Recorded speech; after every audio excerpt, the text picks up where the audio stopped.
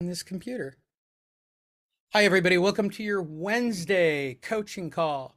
Webinar is now streaming live Ooh, on didn't YouTube. see It that one says. coming. Here we go. Let's go. Didn't see that one coming. Hi, everybody. Welcome to your Wednesday webinar. This is our wide open call. We're streaming live on YouTube and Facebook. We've got friends from the past, friends that are current, hopefully friends in the future. So please take advantage. Go visit homeadvocates.io. Our mission is to help 1 million people who've missed payments, and that means listings for you. I mean, that's the bottom line, and that's what they've got to do, especially with the equity that they have. So let's start right there. I am joined by our Chief Operating Officer, Fred Solomon. How are you, Fred? Good morning, Lee. Good morning. Good morning. Please click all the information. Please get involved. Please follow us. If you have any questions, feel free to give us a call. I'm going to pin me. There we go. So let's jump right into this. We are 1 year from the date when everybody said everything would be fantastic, to the point where everybody sort of changed their perspective. How far has that gone? It's gone so far all the way to the National Association of Realtors. And today, we're going to use a Market Watch article with the chief of forecasting for the National Association of Realtor. Her name is Nadia Evangelou. So we're going to do a 3-sided perspective on the 6 things you should know about this market, and hopefully they allow you the opportunity to make a more informed decision of the direction you want to go in your future. We'll do some bonus stuff right after the 6 topics. We're certainly going to talk about pre-foreclosures a little bit before we all end this day. So if you're watching this wherever you are, that's what we're covering. That's what we're doing. Enjoy. So here we go, Fred. The greatest title I've ever heard, Director of Forecasting, even though they have a chief economist. What's the difference between a director of forecasting and a chief economist, Fred? Oh, I want to be serious, but it's really hard to be that way when we already know. I haven't read the article. I already know what it's going to say. I can predict the future. I can predict the future of what the market forecaster is going to predict, and that's probably the more hilarious. Well, Beavis I and don't. Butthead. And this is a really serious question: is the difference between the chief economist Lawrence Yun and Nadia Evangelou the difference of like a zero in your paycheck? I mean, that's one is the public face, and trust me, she is better to look at than Lawrence Yun. No disrespect for those that find Lawrence Yun attractive. Nadia is leaps and bounds more attractive, and probably looks a little bit better on stage. And she doesn't look like she mumbles and reads into a piece of paper like she's lost. I think they're getting ready to replace Lawrence. No disrespect to Lawrence Yun. I have followed him for years. I think the man really knows his stuff, and he does a great job of allowing you realtors and those investors that use his information. Does a great job. Does a great job. I mean, I may have criticized him for the way he spins his numbers in the past, but by and large, the man's done his job. But we are at the future, and her name is Nadia Evangelou. And she feels these are the 6 things everybody in real estate should know about to be successful in the current market. So let's get right into it. All right. Where are we? There we go. Wait, I got to move this thing out of the way so I I can. think this is going to be like Beavis and Butthead versus CNBC. No, I don't. You know what? If we did that, then I would have to follow CNBC when they called Zillow a bunch of morons, or when they said Wells Fargo was a bunch of criminals and morons. Yet right now, a year later, Wells Fargo looks pretty smart to me. Zillow looks brilliant, but you can give Compass and Redfin a call on that topic. I don't think it's that bad. So the first question that most people, she obviously figured out the 6 questions that have been bombarding, the National Association of Realtors, and she gave her answers. Good for her. 2, Market Watch, which is crazy. The outlook for mortgage rates to rise even further. Mortgage rates for the 30-year fixed loan hit 6% in June, up from a little over 3% a year ago, according to bank rate data. The upward climb will continue, says Evangelou, just not at the same rapid pace. I don't expect to see the same sharp increase that the market expired in March and April. It seems that the mortgage rates have already priced in some of the effects of the upcoming Fed rate hike. Good answer.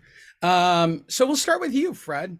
We already know, I'll give my feelings in a second, but you're a mortgage broker as well. Do you continue to see mortgage rates continue to go up?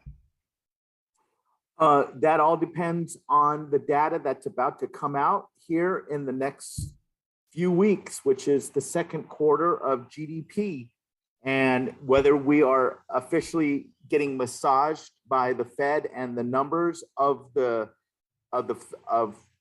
economy. You know, like GDP is the speedometer on your car. It tells you how fast the economy is growing. The first quarter was negative 1.4%. The second quarter, in order for it to be officially a recession by definition, it has to be two negative quarters, but not increasing. So it would have to be two negative quarters of GDP, which means that it can't be better than the previous quarter. So, for example, if we had a first quarter of negative 1.4, the second quarter would have to be negative 1.4 or greater by definition for it to be considered a recession. Now, the thing that irks me, and you and I have been talking about this, is oh my God, who are we? We are two squirrels trying to get a nut. I mean, we are nobody. That is actually a very fair statement. Right. We are literally nobody. But one thing I can tell you is that I have been writing articles for many, many years about the market. And I hate to be right, especially when my forecast is negative. I don't want to be right, but the writing is on the wall. And if you have any intelligence at all, and you're able to read English correctly, and you can see the data, there's a reason why we are saying what we're about to say, because it doesn't take much more intelligence than 2 + 2 is 4 to figure this stuff out. And all you got to do is have an open mind, have somewhat of a positive approach to your life and look at what the data says. And if we can get the correct data, that is a key word. And I hate to get political, but there was somebody that used to say fake news a lot. And this may be a time when that term becomes ever so prevalent. And that term may be coming at us with the Fed data, the GDP data. That may be fake news. We don't know, because we are not on the receiving end of all that data. We take the data and we read it, and it may or may not be correct. So hopefully they're giving us the correct data. That's the big hope. Well, that's the big statement, right? Okay, so my job as the chief economist / director of future endeavors in the world of real estate and pre-foreclosure, whatever it is, czar of pre-foreclosure. My job is to look at those numbers, and Zillow does disclose that data. And if you look closely, NAR does disclose their data. People just don't want to take the extra effort to look at trends, or maybe they don't, right? Like, the things that should be taught in real estate or investing should be, how do I project value into the future? They should be, how do I read the trends of numbers on sales or days on market so that I can figure out what's going to happen tomorrow? And I know that real estate people feel that this is the most insignificant, non-needed information on the planet. Okay, at least you have the confidence to know what you're telling people is accurate and true. I mean, that's the reality. I will give my feelings on this particular topic. For those that have been following the channel, following me or watching these videos, you know that at the beginning of the year, Fred and I had a bet for a trip around the world for me. And I said that the interest rates would go to 7, to which Fred at that moment said, no way. And that's when I put the bet for Fred to pay for me to go around the world.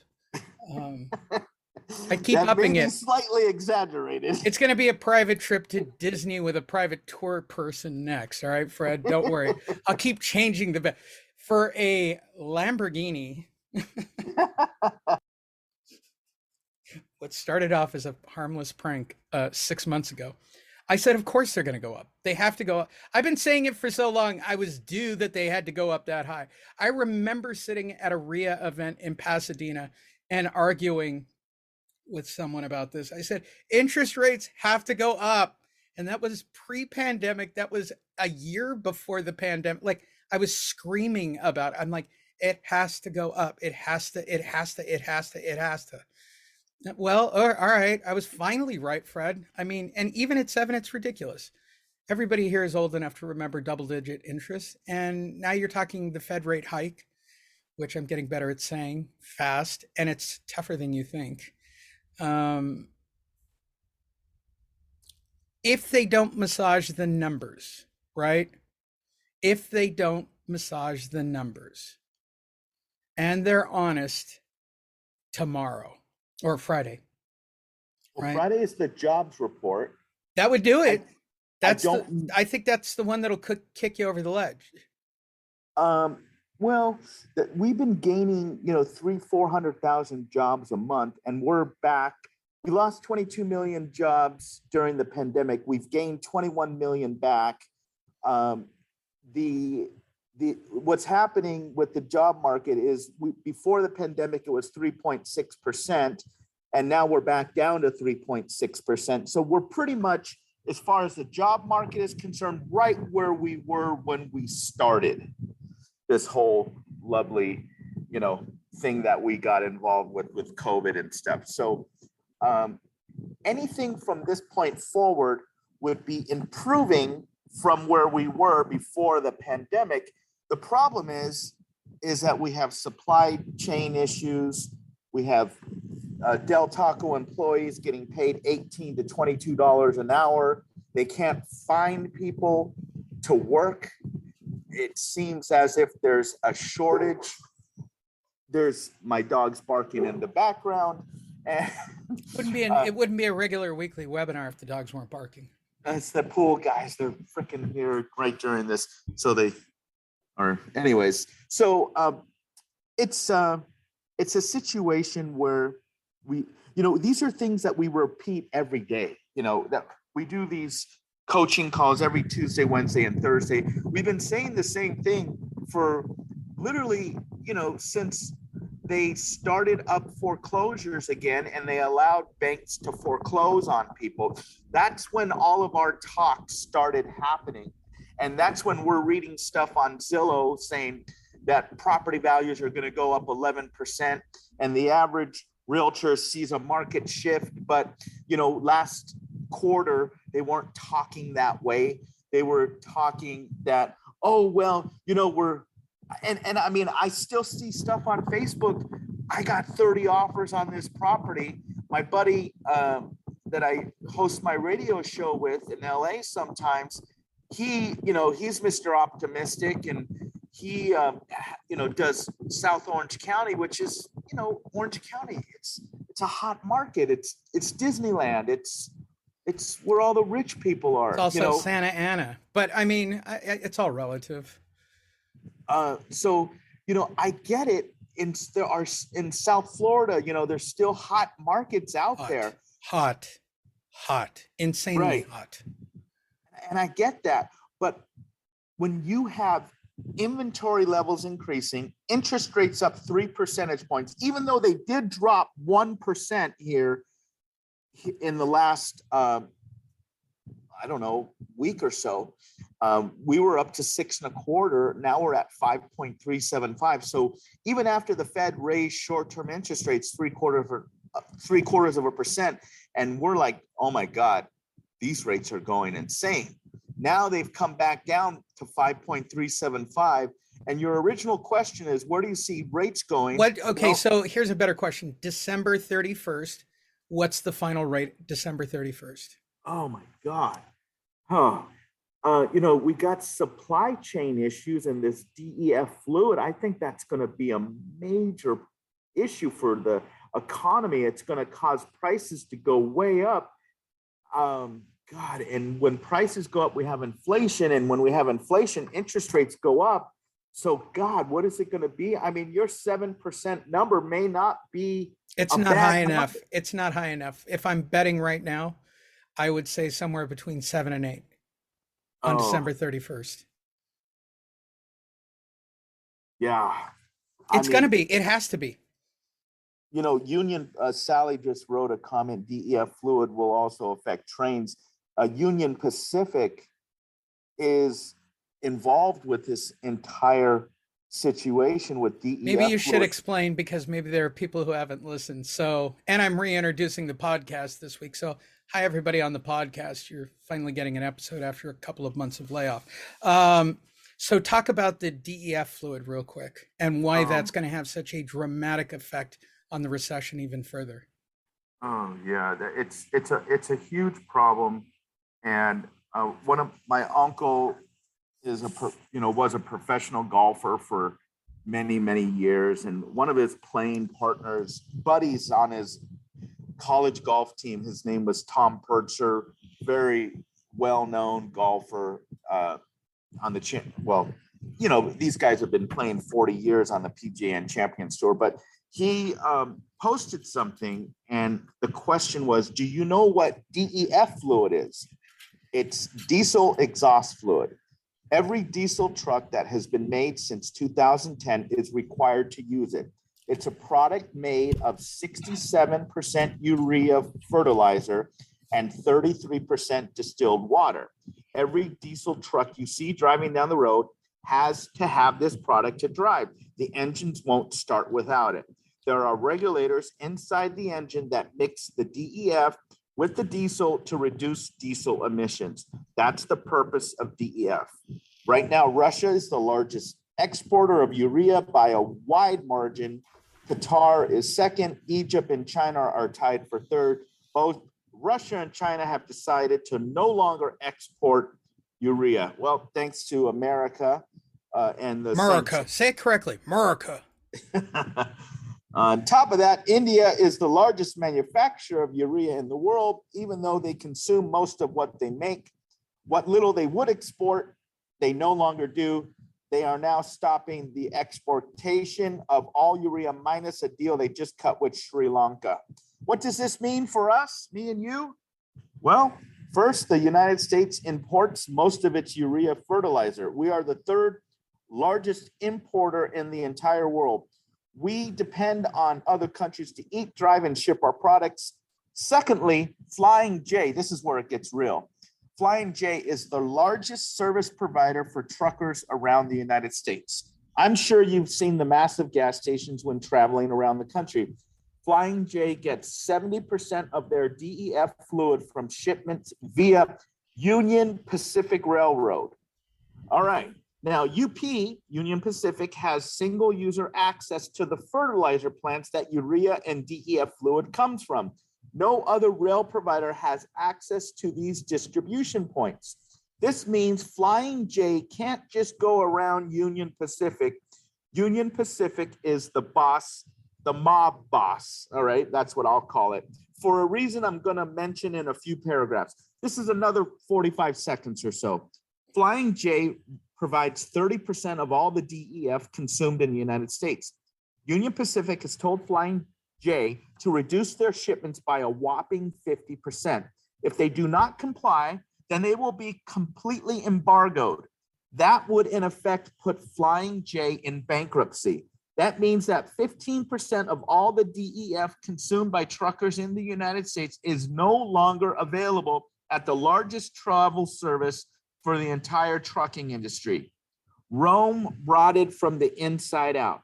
It was easily invaded because it was occupied with internal problems. It appears we have discovered the trigger, DEF fluid. If this holds up, DEF shortages will be the catalyst that causes food shortages in the coming months. Not only is there a shortage of fertilizer to grow crops in drought-stricken states such as Kansas in wheat production and stuff like that, but now it looks like the federal government intervenes the Defense Production Act, which I am no longer confident they will. There is going to be a massive shortage of trucking in the coming months. There simply isn't going to be enough DEF fluid sufficient to run the engines and keep moving. Home Depot is limiting the amount of DEF you can buy in their stores. I would think long and hard about the decisions you are now making, where you live, where you spend your money, how you prepare. This is real. That the CEO of Flying J, Shamik Kanor, has summoned to a Surface Transportation Board hearing to give them all this info. From what I'm reading, BlackRock is the majority shareholder of Union Pacific Yes, they Railroad. are. How important is that? It's the America's biggest fertilizer producer. Everything. Okay, their largest shareholder is BlackRock. BlackRock controls the fertilizer industry in the United States. Union Pacific has exclusive rights to the distributions of the fertilizer. Urea is fertilizer. Flying J needs urea and DEF. BlackRock is controlling everything. Just to clarify, are we talking about the same BlackRock that owns 14% of all real estate in the United States? Just thought I'd say it out loud for the room in case anybody was wondering. Maybe there's two BlackRocks, for God's sakes. One that does fertilizer and one that owns, an estimated 14% of all real estate in the United States. Well, here's the bottom line. What happens if they take it in the shorts and they need money, Fred? Where would you go find it? Yeah, from the average American consumer buying gas. Yeah. Ultimately, I'm to Lori 430's point, right? Food supply shortage. All right, so let's be objective 1 year from today, right? Last summer when it was all wine and roses for everybody in real estate. Refinance guys were literally hard nipple writing contracts like they couldn't even believe it. Forgive me for saying that, but it was true. Every mortgage guy I talked to had a hard on for rewriting and getting a refi at those rates, as they should have. Like it was a gift from the gods of what they offered kind of pandemic wise. That's not this market. We've already given all the money away. We're now making the federal government our backed securities, which crushed us in 2007, but now it's the federal government that is sort of the Credit Suisse of this market. Credit Suisse is a good joke for those that remember the 2007 market, but that's what's happening right now. So let's break it down. You're going to have more food supply chain shortage. You're going to have higher prices on gas. Clearly, they've got to create affordable housing. They've made no mention of 15 million people plus being evicted at this moment. And this is before we get to the other things you guys should know in real estate. This is more like the overview. My final answer on the topic is, Fred, what's the rate on December 31st? Oh, it could get real ugly. It could. Double digit? But, I sure. If that happens, that will crush the real estate market. But isn't that what they're trying to do? We've been discussing this for the better part of the year, and I'm literally the only one who's saying this. The federal government wants foreclosures. They've wanted them since last summer. They've been talking about you having equity, and you should take advantage of it. In fact, tomorrow I'm going to interview Stephen Thompson about this, but there were 6 different people that were in a state program for Nevada arbitration. They have an arbitration deal to try to negotiate, right?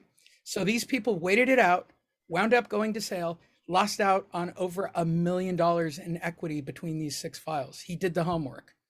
And I believe that this is happening more frequently. Okay, this isn't like a one-off. This is like people who are sitting in their places thinking, oh, the government's going to send me a check and I get to stay here.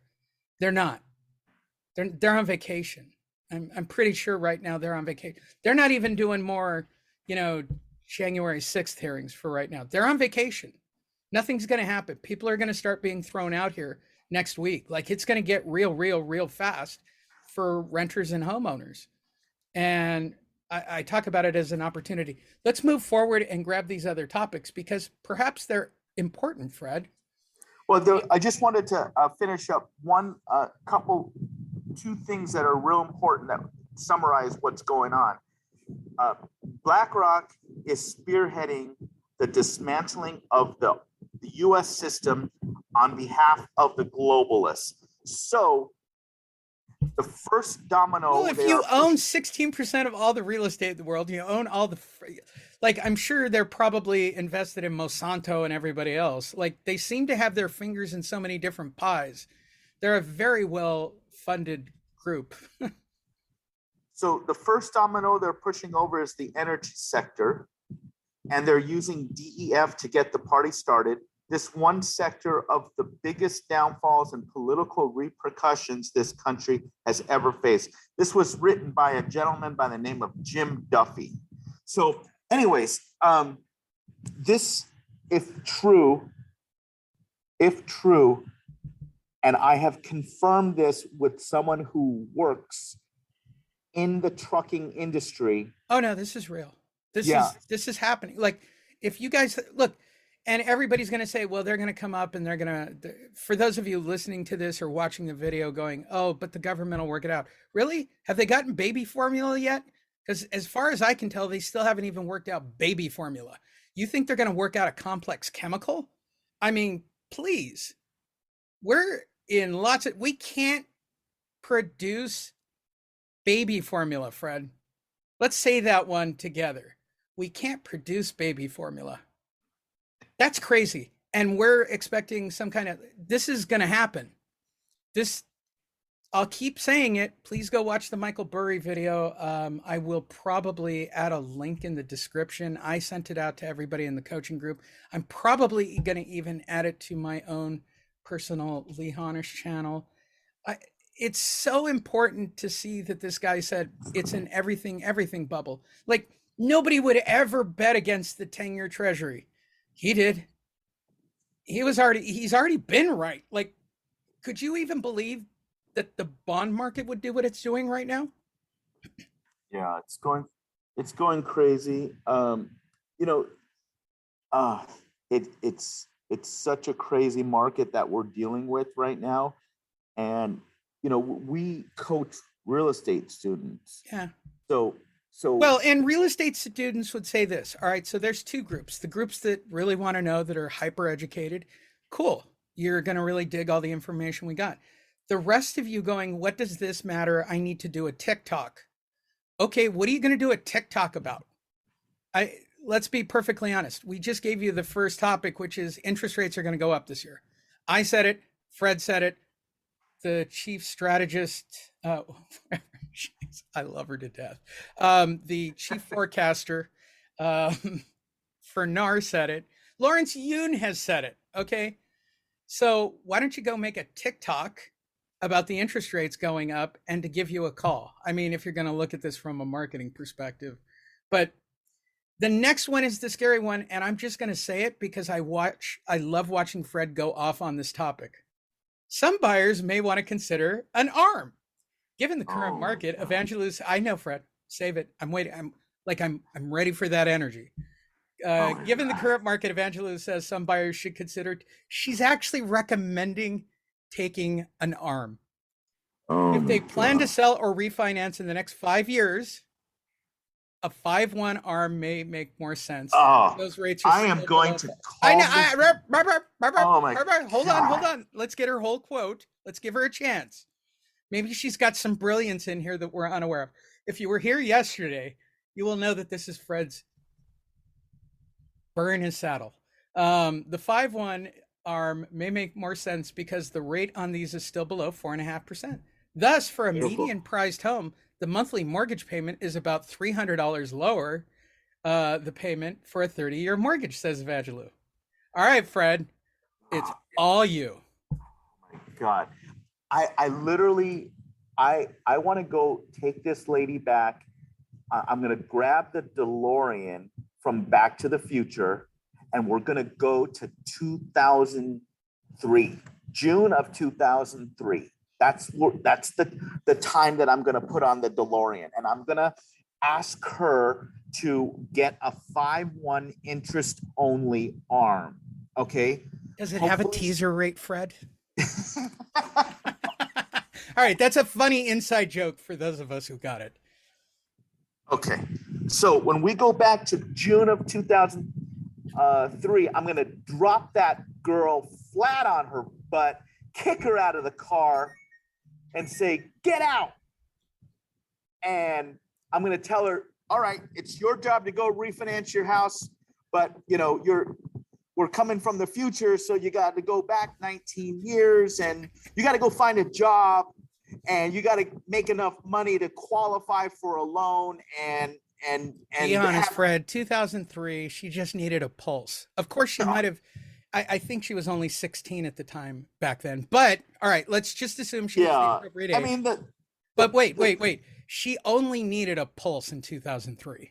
that's kind of true. It was much more lenient back then, but and if they did have stated income type of loans back then, but you couldn't qualify for that stuff with regular conventional stuff. They did have a stated income conventional program, but it only lasted for a little bit. So Yeah, I don't think. Okay, so in my timeline in my mind, because I actually slung HELOCs for a while with teaser rates. Don't hate me. And maybe 2005, 4 or 5 is when it got real funny money. I mean, real funny money. Although when I first got to IndyMac, they had already done no doc. I mean, legit Nina Ninja no doc. Here's $700,000. Go build a house. Kind of crazy. Like that existed. those programs back then were ridiculous what you could do. They stopped in 2009 when all the banks started imploding. Yeah, I think the Dodd Act itself kind of but we're looking at the look. By the way, here's a note for real estate agents. Here's the workaround. Wells, Chase, and B of A only lend direct money. They don't do it to consumers anymore. I mean, I guess they do, but I can't even imagine what kind of tier 1 credit. What do you need, an 880 to qualify for a real Chase loan these days, Fred? I don't deal with them, so I don't know. I couldn't even imagine, right? So Wells, Chase, and B of A figured out that if they lent money to Quicken and Apple or whatever the latest online, online web app or loan company, those people make the loans. Then the tier 2 people sell the servicing and the backing to the federal government, who turns around and blindly prints money, enjoy your debt ceiling, and gives it back to those companies. They make their percentage. I'm sure they must make, I can't imagine, Fred, they must make, if you're making 2% at that level or 3% at that level, as like, let's say you're Quicken Loans and you're doing this, I'm borrowing money from Chase to lend to other people, to sell it back, to get the full price, to pay them back. What could they be making? 3 to 5%, maybe per file? Maybe? I don't know what those numbers are, but it's not a tremendous amount of money. But again, you're talking, again, I always say this about volume. If you're making 1 or 2% on every transaction and you're only doing $1 million transactions, guess what? You're killing it. You are. No, there's good money in the mortgage business. I'm not going to lie. I paid off my house. So there's good money to be made. The point that I want to get to is I took a $350,000 loan and I analyzed what happens if the rates go up 2% and if they were making the minimum interest only payment. And basically, I said, if it goes up 2% when it adjusts in 2008, then my question is, how much is your payment going to go up? And it was $998 and some change. And if you're on a $700,000 loan, which is what most people are at right now, then you can just double it. So call it $2,000. And the question that I asked in 2003, June of 2003, was, if you can't afford an extra $1,000 or $2,000 a month now, could you afford it 5 years ago? if you couldn't afford it 5 years ago and you can't afford it now, without a gun and a ski mask and walking into the local bank, what, how are you going to afford it 5 years from now? So I said, if they can't afford it now, 5 years ago, or in 5 years, what's going to happen? Well, I predicted foreclosures. Not only did I predict them, I underestimated them because I did not take into account that the economy would lose so many jobs. So we had job loss. And then on top of that, we had people's payments going up. And then, so the question was, well, if prices of real estate come down because of foreclosures and you can't refinance because you don't have equity and you're upside down, what are you going to have? Oh, just the biggest, tragedy in real estate since, I don't know, the Great Depression, maybe, that's all that we dealt with. That, no big deal. So why don't we? But Fred, you're just mongering fear. I can hear it. No. We have one of the largest rooms ever. We've got people watching us on YouTube and Facebook. And you know what? We're just scaring people, Fred. Give her. Let's get in the Back to the Future time machine. Let's go back to 2003. Hopefully the girl doesn't lose her job. And let's go to then we'll flash forward to 2008. And then we'll drop her off in 2008. And then we'll look at her and see how she's doing with her mortgage and her finances. And my attitude is, F you for saying that, because that's the worst advice that I could ever give to a client. And I'll put that on my tombstone when I die. This really bothers me. It should. Really bad. There are signs that the market is cooling, Fred. Both rising mortgage rates and home prices hurt affordability for many buyers. As a result, existing home sales have dropped for the last 4 months, 5 technically. I expect a larger reduction of home sales activity in the following months, especially after the summer months, says Evangelou. All right, so let's discuss this.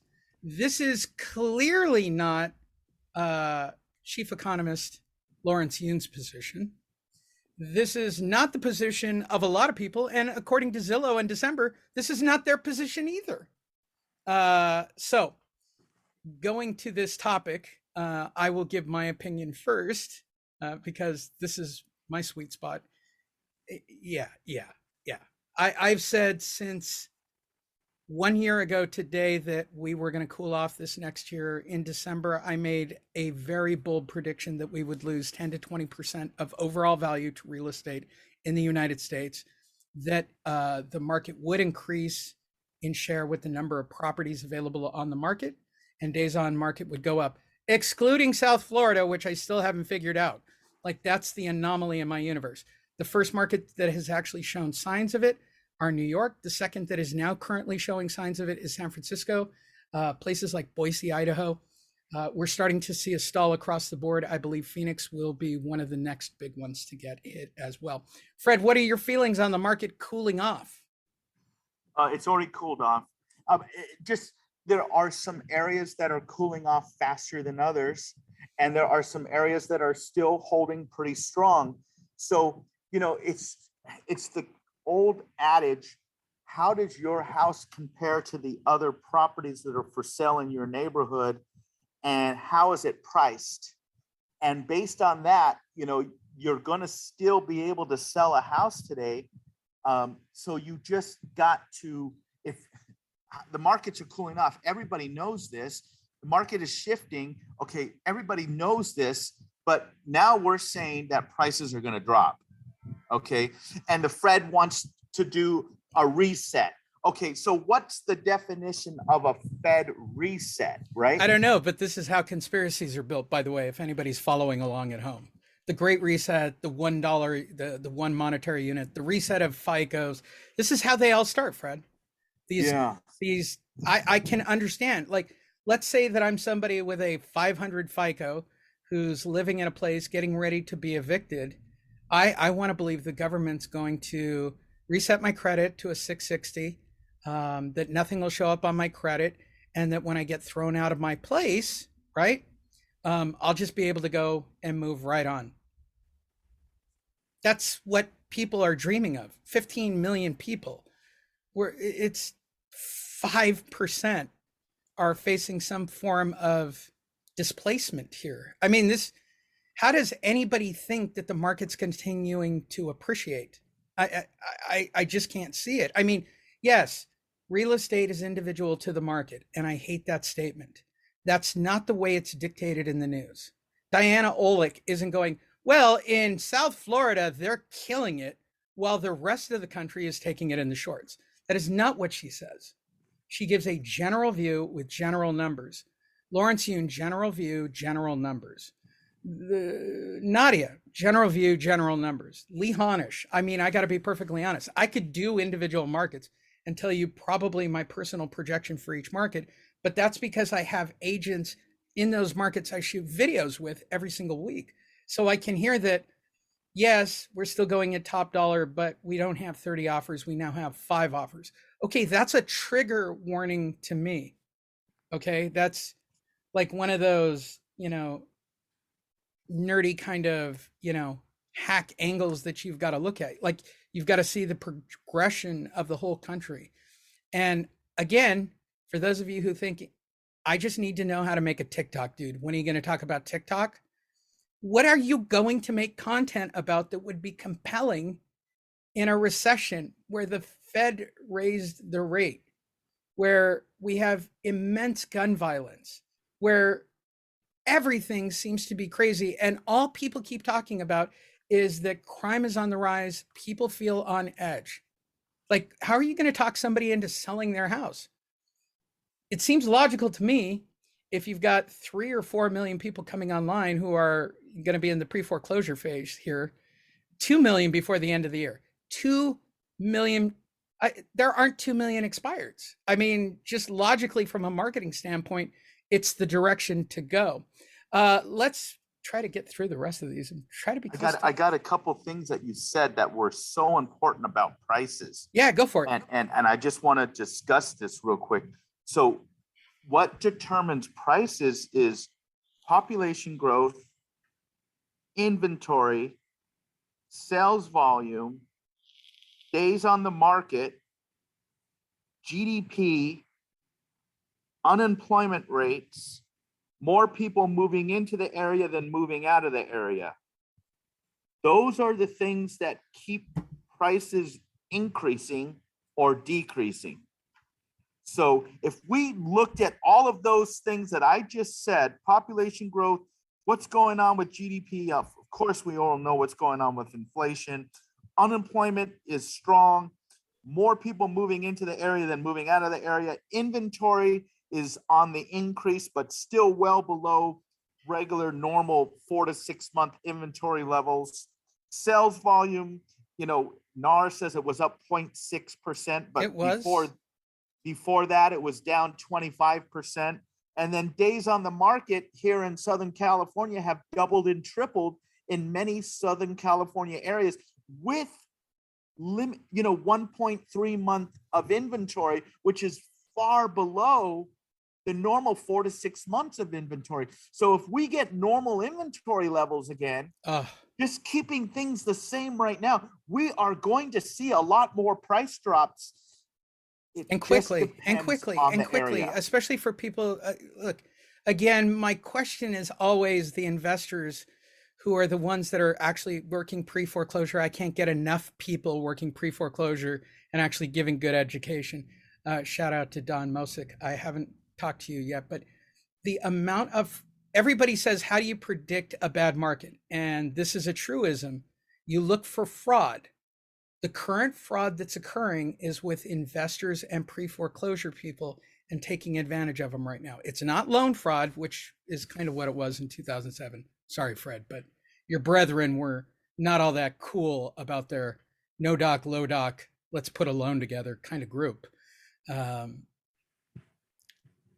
This crowd seems to be about investors working elderly and reverse hams, and like there's a lot of really negative stuff happening in the market under the water. that nobody's talking about.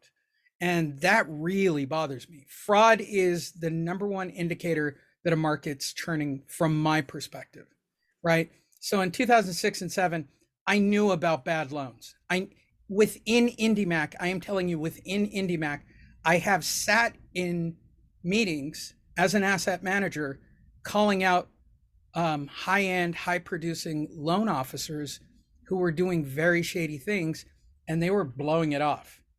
Okay, my job is to retain the asset and retain the money, but what I saw in 2006 was shocking, shocking, shocking. Especially with the warehouse guys. It just wasn't cool across the board. Let's try to get the rest of these in. Institutional buyers may increase competition for first-time buyers. I don't. Is she late? Uh, does she have a different definition about institutional buyers than I do, Fred? Perhaps, but I think she's a little late. For institutional buyers, this translates to large profits. However, a large market presence of institutional buyers increases the market competition for first-time home buyers. Where are they? You raised the rate. They all left. Is this like from like a no?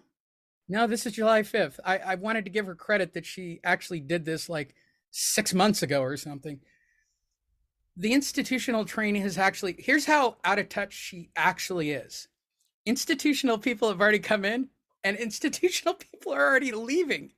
They're already getting out of the market. The reason we're starting to see the reduction is because the institutional people are they're done. They're done. And if you're wondering definition for institutional, let's go with an easy one. Zillow.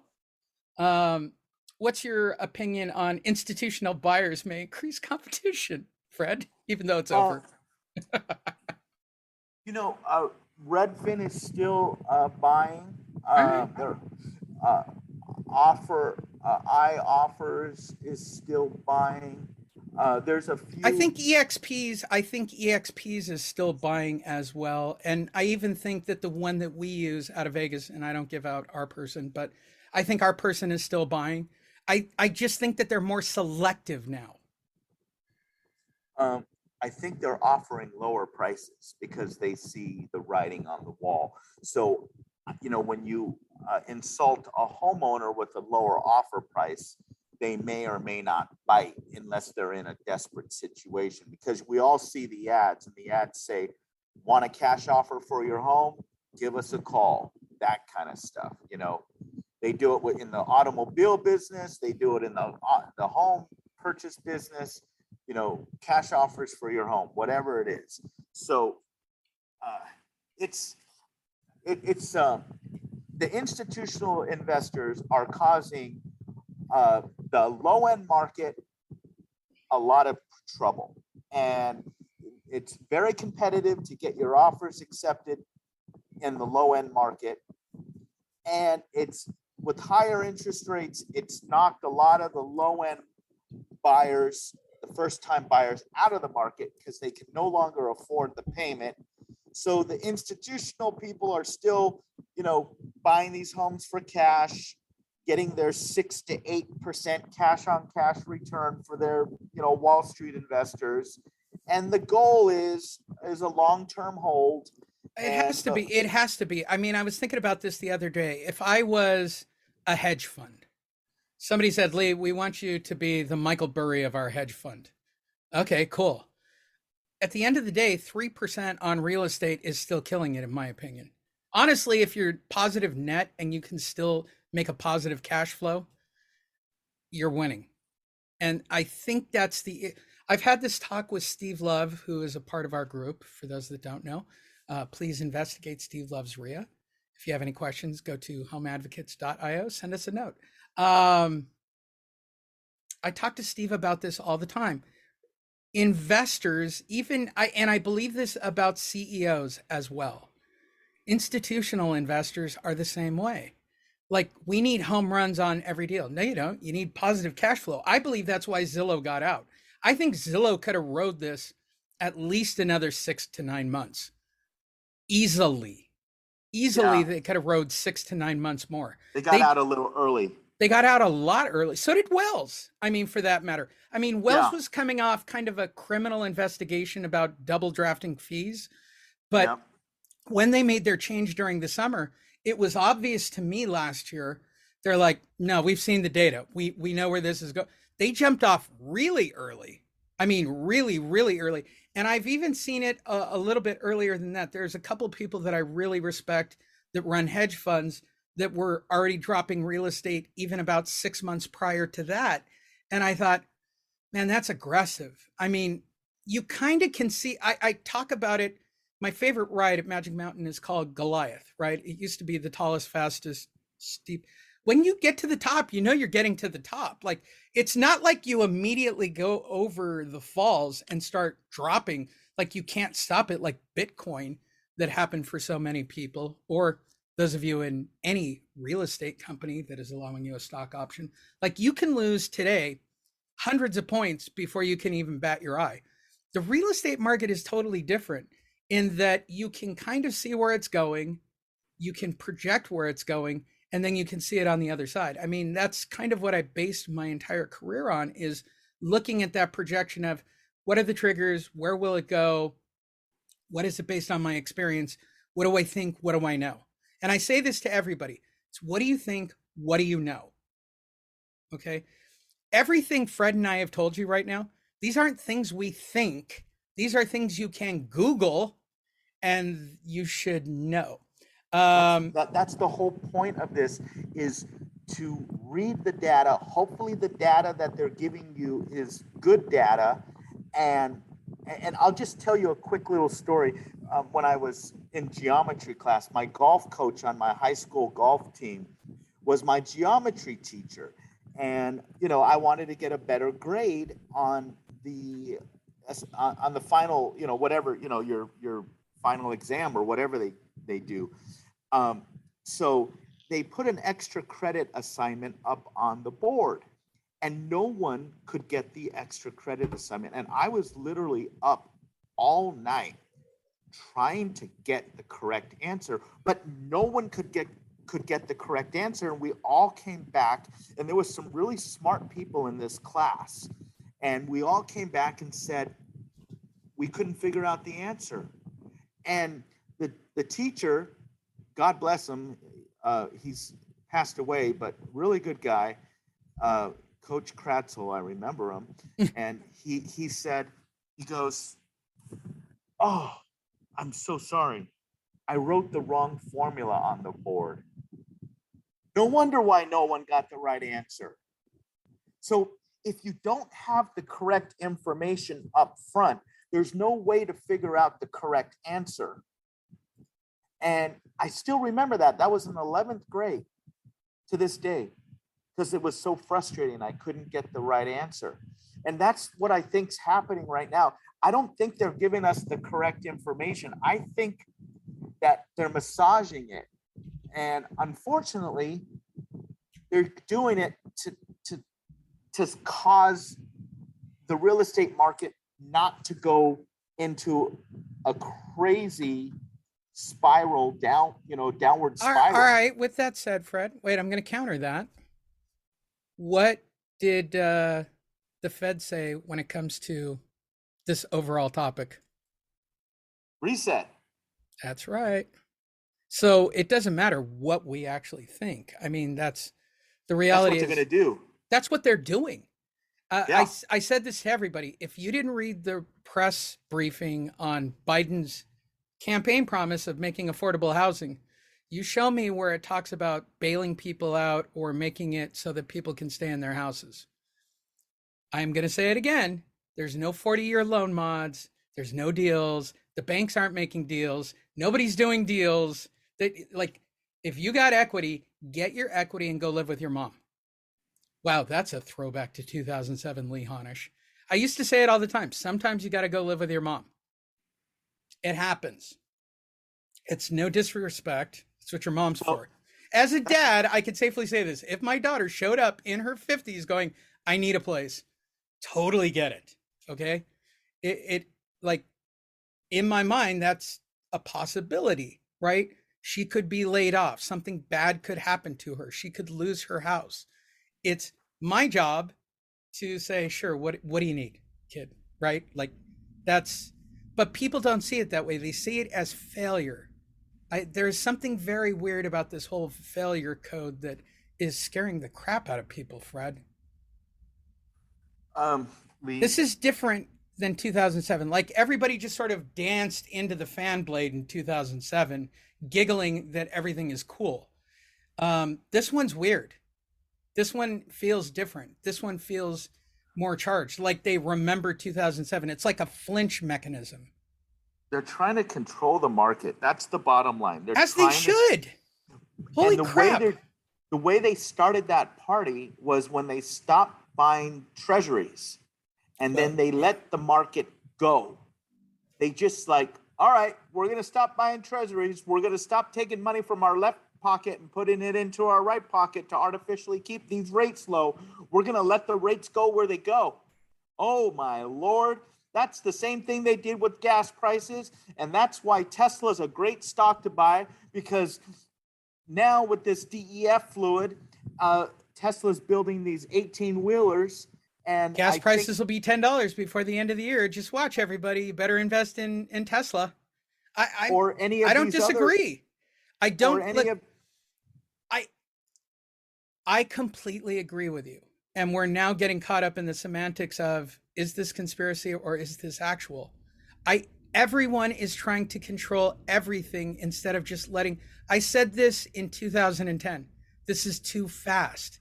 We started the arc out of one of the most epic real estate crashes within 3 years. That's 2 years quicker than the normal turn.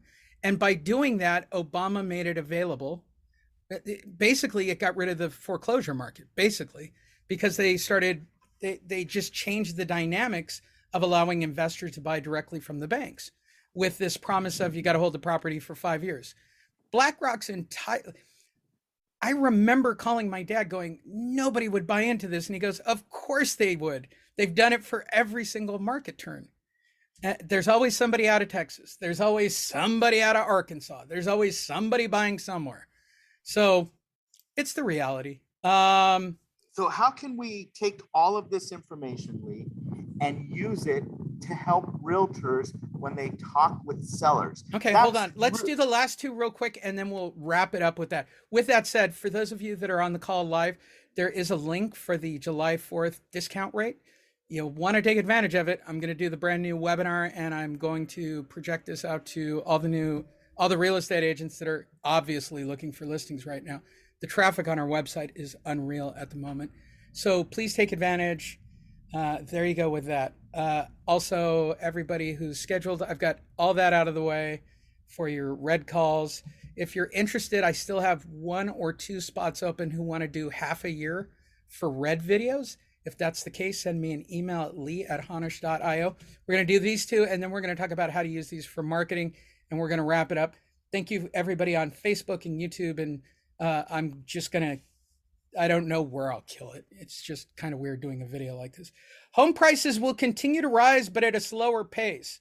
She believes, Fred, her quote, due to a housing shortage, home prices won't drop until 2022. Remember that when there is a housing shortage, home prices don't fall. In fact, home prices rose 15% in May. what's Although her name again? What's her name again? Evangelou. What is her? it? Let me give her full name. Nadia Evangelou. And she looks Okay, like and this is the same girl that said get a 5-1 arm? Yeah, oh yeah.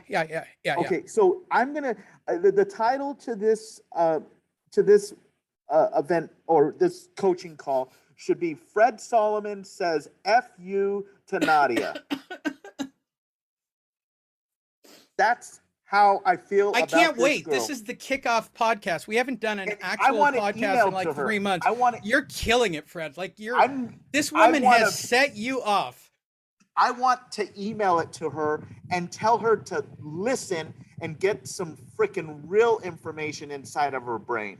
Because do you feel like Lawrence Yun is sitting in an office somewhere reading her comments going, oh my God, I can't believe what she is said. Clueless. And I will literally tell that straight to her face. I would say the same thing to Donald Trump. I would say the same thing to anybody who talks out of their rear end. That's how I feel about this girl. This girl is freaking clueless. The last one, inventory is rising. She got this one right, Fred. There are about 20,000, there are more than 20,000 homes now. Jeez. And this was written on July 5th. God help us. There are about 20,000 more homes available for sale for buyers. Oh, earning 200,000. While it's promising, earning 200,000, that's not the American people. While it's promising to see more homes available in the market, more entry level homes are needed. Okay, here's why I got mad when I read this one. How do you create more homes? I mean, what magical spell? I mean, is this like a full WandaVision moment where you're just going to materialize more houses, sort of in the, multiverse of madness? Like, for those of you who don't know, and I'm going to say this, more information, new home builders have gotten out of the market. They're laying people off as well. They're buttoning down, batten down the hat. They're battening down the hatches, Fred. This is crazy. Like, this is somehow like, all right, go ahead, Fred. You can go off on her now. I think I did my part. I don't want to blast her anymore, but I swear to you, Lee, it is so frustrating that people in power. I would tag it. I would honestly, if I didn't think it was detrimental to you, I would do this all up, reload it, tag her, tag them, tag Lawrence. Do it, because I don't care. That's why I did my radio show. I really don't care if they are blowing smoke at you. I really don't care, because I swear to you that everything that I do is, and anybody who's been following me, anybody who's my 17,000 clients, they all know that I speak from a place of passion and intelligence. And I read this information, and before I come blurting out of my mouth with anything, I have done enough and understood the market enough to be able to say something somewhat intelligently. And when someone who's not in the business, who's listening to this, lobbyist or that lobbyist or whatever they're listening to, and they're letting what's happening with BlackRock in this economy, because we want a global green economy. God, I think it's great that we're doing all that, but while we're doing it, we're destroying companies and people. And that is not right. It's got to be slow, a slow destroying. You can't just all of a sudden cut off DEF fluid and make these companies go bankrupt and cause people to, have to do all. And oh my God, it's nuts. And I didn't know I was going to get like all bent out of shape today. Because I'm usually pretty level-headed person, but F you to this girl. That's all I got to say. Hi, everybody.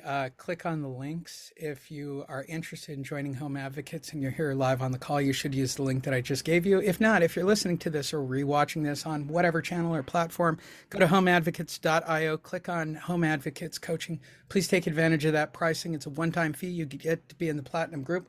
We are going to be changing that out. I don't know if I'll get to it tonight. Probably tomorrow night will be our first webinar to the general public with the new pricing structure and the changes to the system that I'm comfortable with, I guess, more or less.